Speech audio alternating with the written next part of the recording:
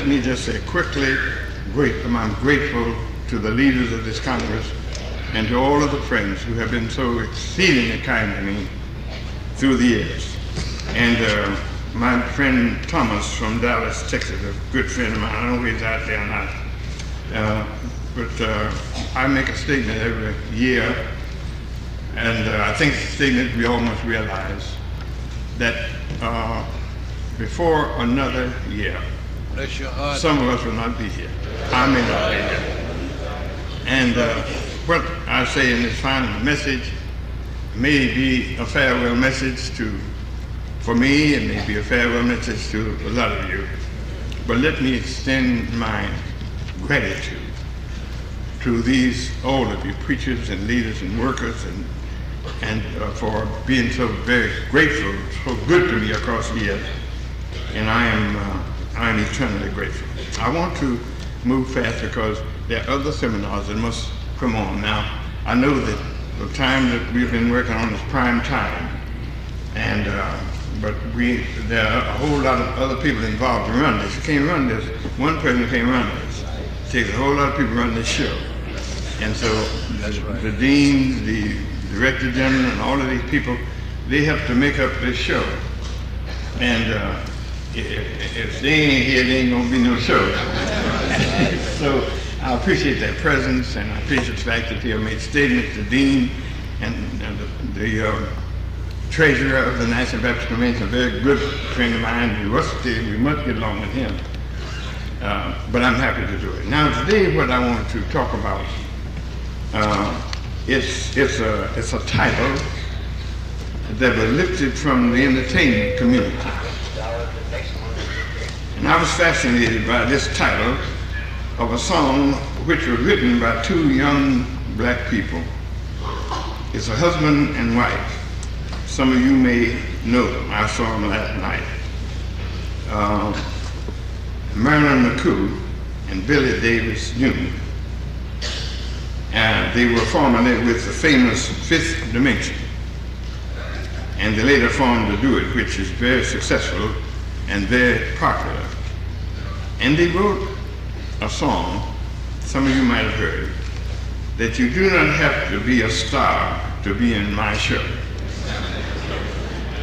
And it struck me so much, and I spoke to my wife about it, and I looked at it, and I said, I like that. You do not have to be a star to be in my show. And I went down to Howard University to preach, and I used that theme. And then something said, maybe I'm going to try it again. And I tried it at Cornerstone Church. And now this is the third time I've tried it.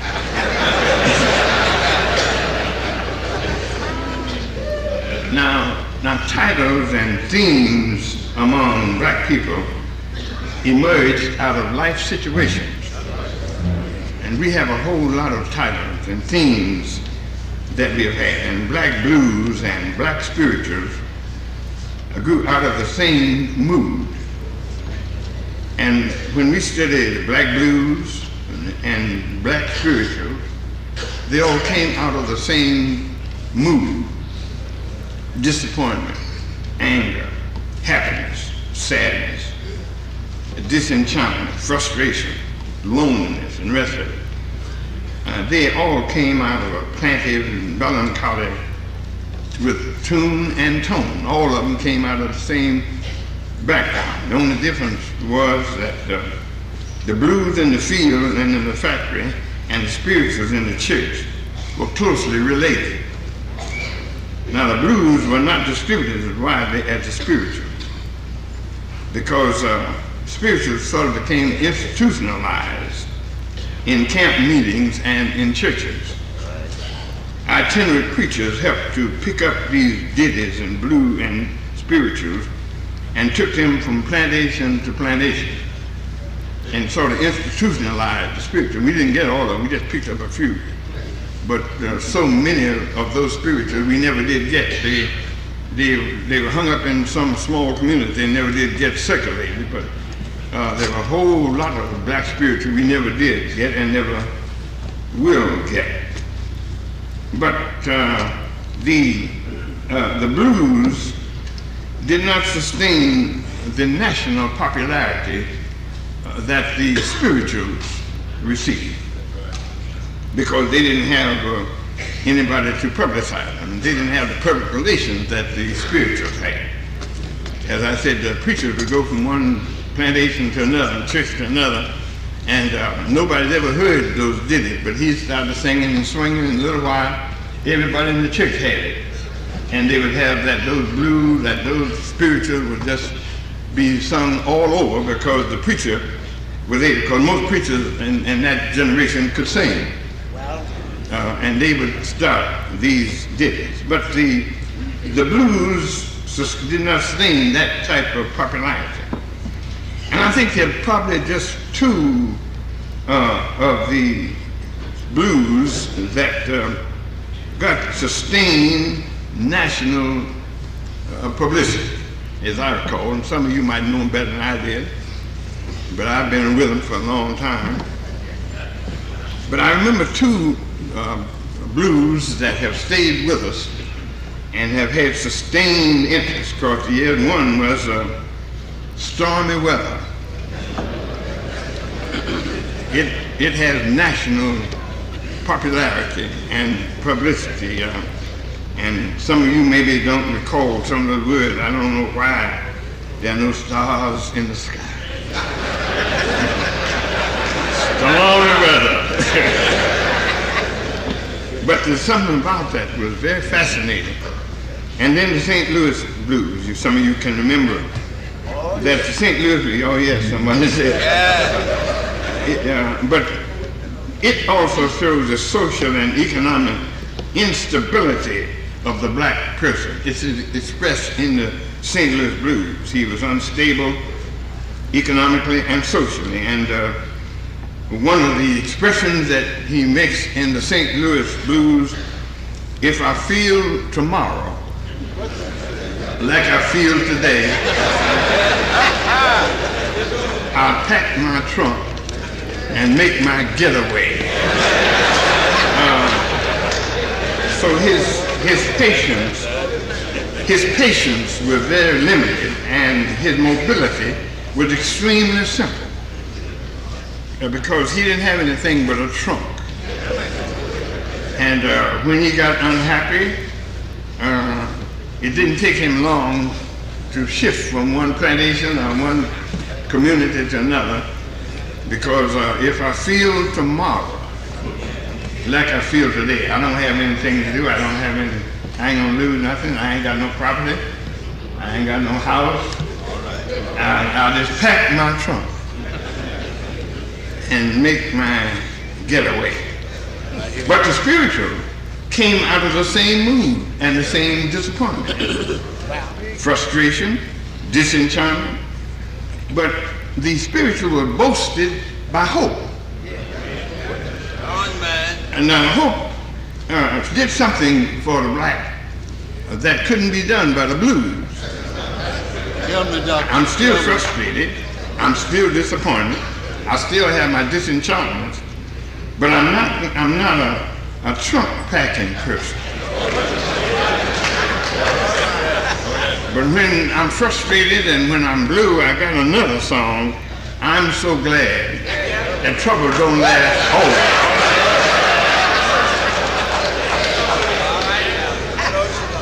And by the way, the migration of the blacks from the south to the north and east and west had something to do about this attitude of blacks.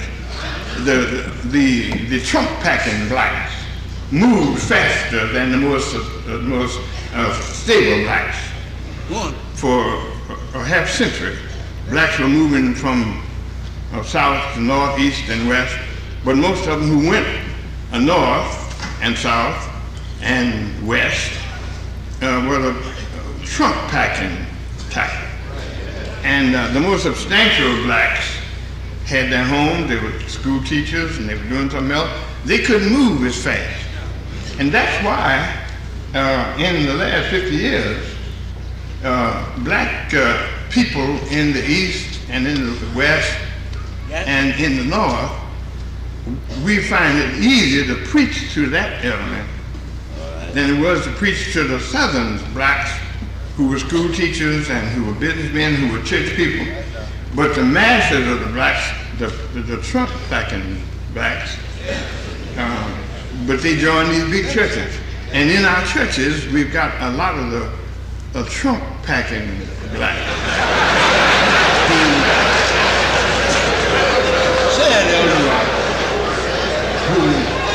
But they run the churches. And it's much easier to preach in Detroit and in New York and in Pittsburgh and in Los Angeles than it was to preach in Houston and in Dallas and some of the small towns in Texas or any other southern city, because more of your substantial blacks who didn't pack their trunks and make their getaway didn't go anywhere. And so somebody might write about this. I wish some of these young fellows might write about the difference between, we all had the same mood. We all were blue. We all had the blues, but we behaved differently. Because from the spiritual, we had a different type of behavior. I'm just as blue as a man was who wanted to pack his trunk, but I ain't going nowhere. I'm going to stay where I am. So this title struck me very, very greatly. Say it, Doctor. Say it. It struck me a great deal, and it struck me as a text, and several, but one particular that comes from a Galilean preacher. A Galilean preacher who was rejected by the recognized church leaders of his time. He didn't have any official credentials. And he stated when he went to his temple one day, went to his city one day, and they called on him to come up and preach. And Miles Fisher used to say that when they asked Jesus to come up and read the scripture in Nazareth that day, Jesus had been off preaching, and somebody saw him in the audience and said to the leader, said, look, that's Jesus of Nazareth. He's a preacher now. He said, why don't you ask him to come up and read this and that? And Miles Fisher said that they thought Jesus couldn't read because they hadn't seen the record of his having been to in the school. But he said that Jesus came up and just opened the book. And without anything else, he said, the Spirit of the Lord is upon me, because the Lord has anointed me to preach the gospel. Now he was not an authorized preacher. Jesus didn't have any license. He didn't really have any recognized credentials. But the only credentials he said was that the Spirit of the Lord was upon him, and the Lord has appointed me to preach the gospel. Now, in one of these stories, he sounds this note very clearly, that you don't have to be a star to be in my show.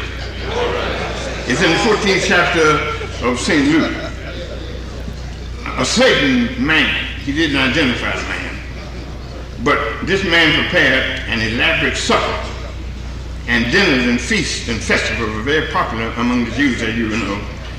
And this was incidentally, evidently, a very, very wealthy person. He may have had some feeling of guilt for having exploited a whole lot of people. I don't know why he was giving this dinner. Maybe he's like a whole lot of other people who exploit people all the year and then give them some kind of feast at the end of the year because they feel some sense of guilt. I was born in that kind of situation. On the 19th of June, white folks here in Texas used to give Negroes cows and hogs and give them that day off, give them beer and everything they wanted for that one day. But they're taking all that cotton and corn and everything else on them. I don't know why this man wouldn't give this dinner. He might have had a sense of guilt. And then he may have had an ego problem. His ego may have been tarnished, and he needed something to brush up his dusty ego. And then he may have been living in lonely luxury and needed people to lift his spirit. Sometimes he had everything he wanted but people. But whatever it was, he gave this supper. Might have been political, it might have been social, but whatever the motive was, he gave this supper. And he carefully selected his guests. And the list must have been star-studded because the excuses indicated the stature of some of the invited guests. The record says that one man said he'd bought 5 yokes of oxen. Now, he wasn't any poor man. Another man said that he had bought some real estate and he had to have it checked out. And then another man said he had just got married and he had a whole lot of problems. I don't know what his problem was.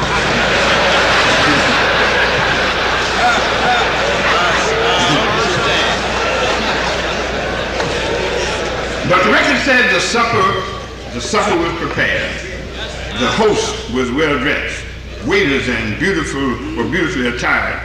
But the rumor accumulated and was circulated that none of the invited guests would be coming. The host was upset and humiliated. He tore his hair with fury and chagrin. His embarrassment took a peculiar twist. There was, the food was ready, the dinner was prepared, his waiters were there. I guess the food must have been hot because he said it's ready. But nobody is coming. And he decided that I've got to people my party from the community of non-special people. There are people out there, and if those people who don't want to come, I've got to re-people my party. And so he said, sir, look, forget about the guest list. I need people. Go quickly into the streets and alleys and cities and invite beggars and cripples and lame and blind. Expand the invitation to the highways and hedges. I must have people for wherever I may get them without any special list. Bring them. The Lord Jesus came into the world with a special invitation to certain people. They said no thanks. Wow. And they went on their way with their laws and traditions and customs and behavior. And Jesus was disappointed, but he didn't panic. He expanded his invitation to the highways and hedges and alleys and drives and dens, and he listed a whosoever will invitation to every nation, to every kindred. And the kingdom of heaven depends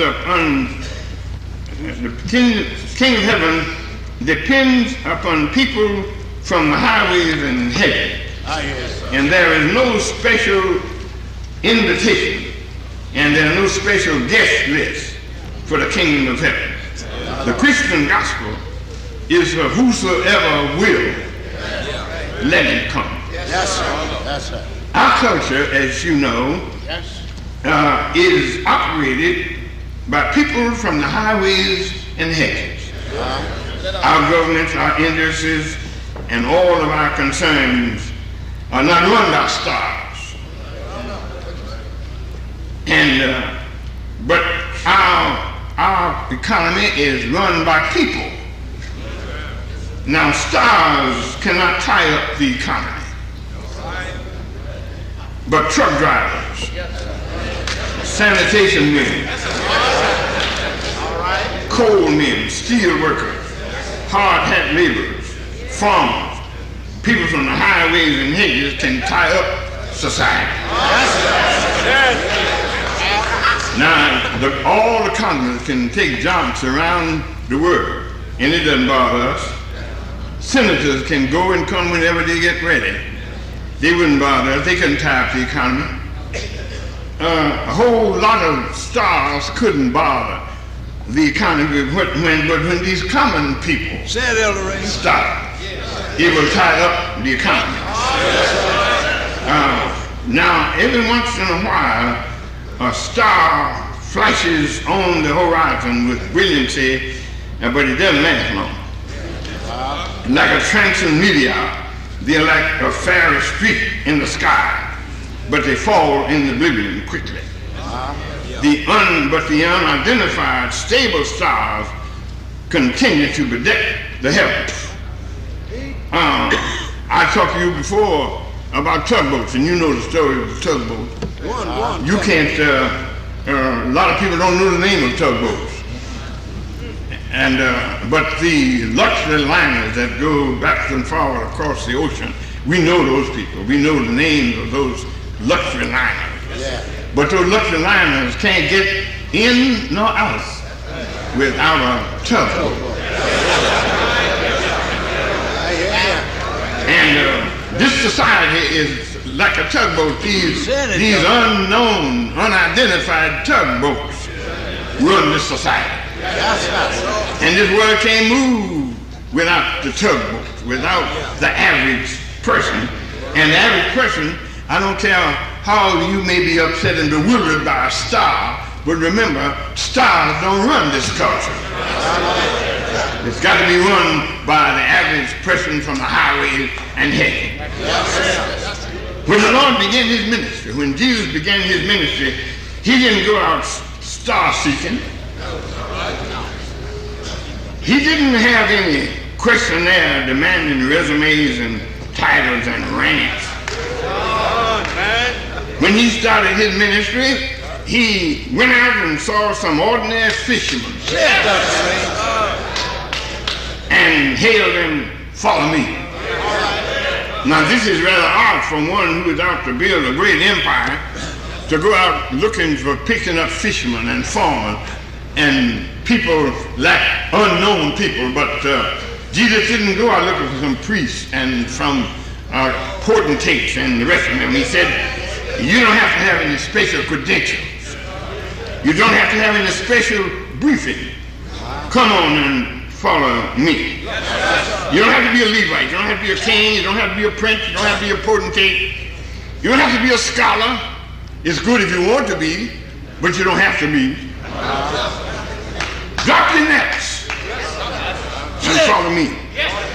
And my empire will be built by people like you. You will find that you can find security and happiness and joy and glory as a member of the supporting cast. You don't have to be a star.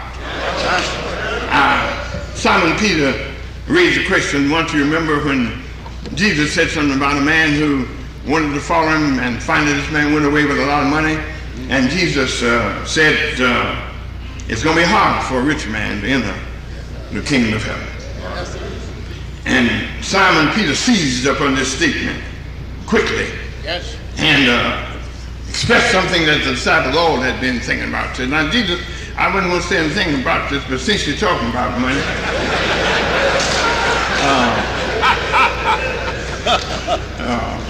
you know, you told us you didn't have any. You told us Fox have holes and Bridge haven't had. And on one occasion, we saw you fumble a situation where a man had plenty of money. And you turned him away and told him to go and get rid of what he had and come back and follow me.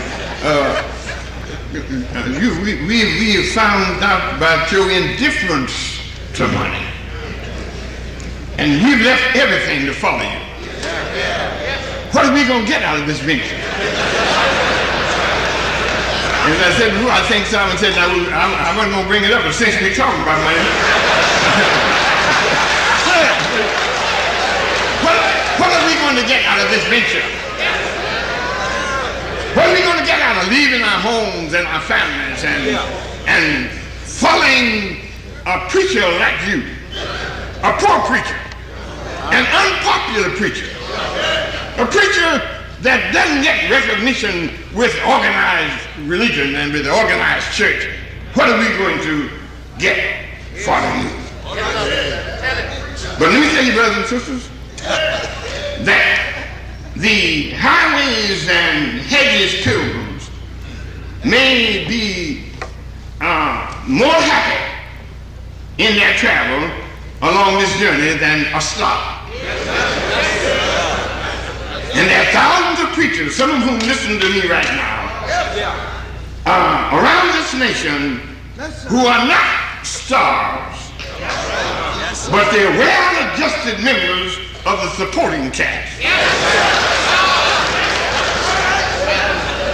And they're not nervous, they're not upset, they're really secure.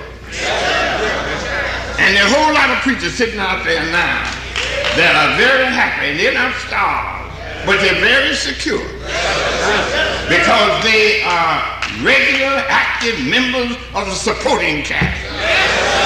And you don't have to be a star in the show, but if you're a good supporter in the supporting cast, you'll be happy. I went to California several years ago, a long time ago, and I was anxious to see some of the houses of the stars. And a friend of mine supposed to know, and I guess he did, he showed me all through, and he said, Jack Benton lives here, and Bob Hope lives here, and somebody lives out there and all that. But all along, there were other beautiful houses with beautiful lawns and swimming pools and the rest of it. And I said, what about all of these other houses? They're just as beautiful as the rest of them, but only the people he knew were the stars. But there are a whole lot of beautiful houses out there, but they were not designated as homes where stars live. And there are a whole lot of us in this world. We're not stars, but we are comfortable. We're getting on all right. We have a feeling of security. And Jesus said, come on and follow me. You may not be a star, but you'll be on the supporting cast. And if you stay with the supporting cast, you'll get paid. You'll get your check regularly on the supporting cast. And the hope of our world today is that we get strength and power and faith and security from being on the supporting cast. Let me tell you this story, and I'm going to have to hurry. There's a lady, I've told this story before. There was a lady in our church named Mrs. Milton. She's passed and going to heaven.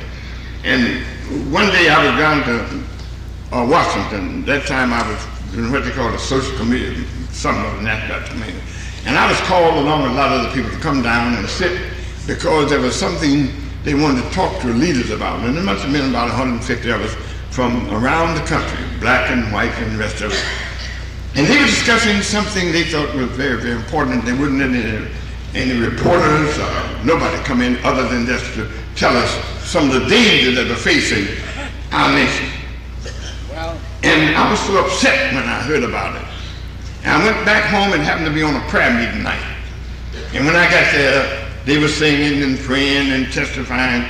And I looked at those people and I said to the members of my congregation as I heard them singing and praying and testifying, I said, these poor people don't know what's happening in the world. I've just come from Washington where I've heard this distressing news about the imminent dangers of our nation, and these poor people don't know anything about what's happening. I said, they're pitiful. Sorry, but I can't tell them. And then the lady, Mrs. Middleton, got up and started from way back where she was sitting and came down the aisle singing. And she was singing, I ain't uneasy, my Lord. I ain't uneasy, my Lord, because I got my ticket bound for glory. And I ain't uneasy, my Lord. And I sat there and listened to Miss Middleton, and then I was thinking about what I heard down in Washington. And I said to myself, Miss Middleton has some information that they don't have in Washington.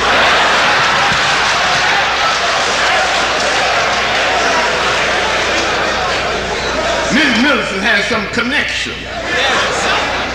She never been to Washington. She never went to Washington during her lifetime. And she didn't have any kind of training, and she didn't know what they were talking about down in Washington, and didn't care. She says, because I got my ticket bound for glory, and I ain't uneasy, my Lord. Let me just quickly say another thing. There are restless people around this world today, disenfranchised people, disinherited people, pressing for entrance into the feasts and festivals of a dominant leadership around the world. In Africa, the strong arm of arrogant and minority people are attempting to hold a line against determined majority black people. And they're making efforts to delay the inevitable independence and freedom of black people, but they might as well move over because black people are on their way in Africa.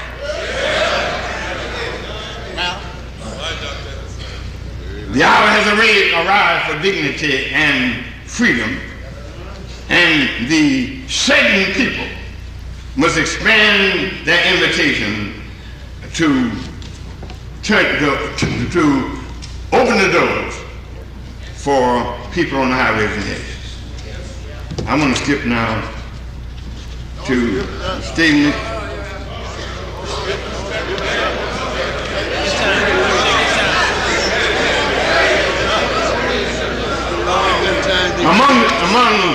Among the things that John claimed that he saw on the Isle of Patmos,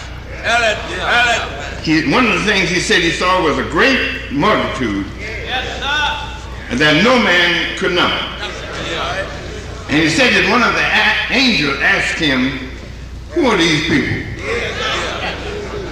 And John said, "I'm sorry, I don't know these people." He said, "Now I know the star-studded tribes of Israel. I know them. They are the identified, certified, verified groups. I know them. They belong to the right families. They were born on the right side of the track. They are God's chosen people.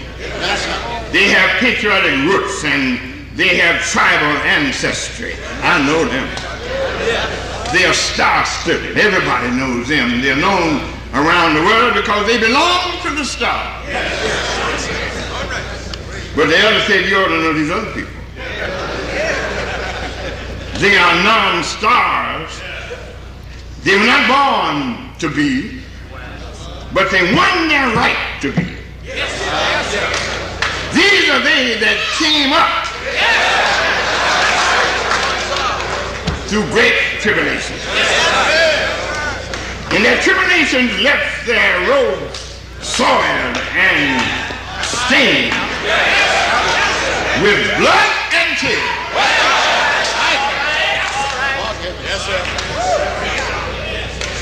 But they have washed their robes." Oh, hallelujah. They have washed their robes and they made them white in the blood of the Lamb. Therefore they are before the throne of God and serve him day and night in his temple. They shall hunger no more, neither thirst any more, neither shall the sun light on them, nor any heat. For the Lamb which is in the midst of the throne shall feed them and shall lead them into living fountains of water, and God shall wipe away all tears from their eyes. These are they that came up. These are they that came through tribulation and trial. My brother Bill, who just left this platform, reminded me of something that happened to us that I've forgotten. Bill said that when we used to go to town, Marilyn, from the country, and they'd have circuses to come to town, and they'd have a hobby horse. Some of you never heard of that. They'd have a hobby horse, and they would ride that hobby horse. And Bill said that my mother had us all there herded up to ride the hobby horse. And he said that my mama started to tour the hobby horse with us behind her, and a white gentleman said, "Wait, Annie." Said, "Your children can't get on yet." Said, "Wait till them white children get off." And after a while, he sort of settled down, and then he beckoned his hand and said, "You can come on now, Annie. You can put your children on." That was many years ago. But I thank God now as I live in that fabulous hotel where I'm living over there. That God said to me and my mother and father, the rest of them are gone, but God is saying to me now, y'all can come on now.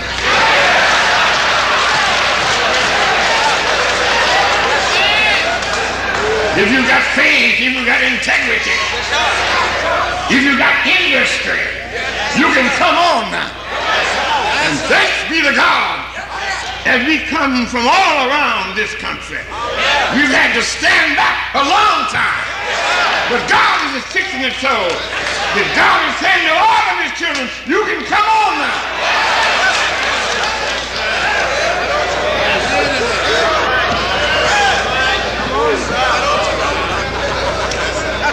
Then, brothers and sisters, when the show is over, the entire cast comes out to take a final bow. You've seen these shows, haven't you? And when the show is over, the whole cast comes out to take a bow. The show is over. And then the star comes out and makes the final bow. When this redemptive production is over, and it's going to be over one of these days, when this big show ends, it's going to end one of these days. And John says that the members of the cast will be gathered from all around the world, from every kindred and tribe and every tongue, to pay tribute to the star of the show. Jesus is the star. And all of us that belong to the supporting cast will come out from wherever we are and take a bow. I don't care how small your church was, you can take a bow. I don't care what part of the country you live in, take your bow. I don't care where you've been to school or not been to school,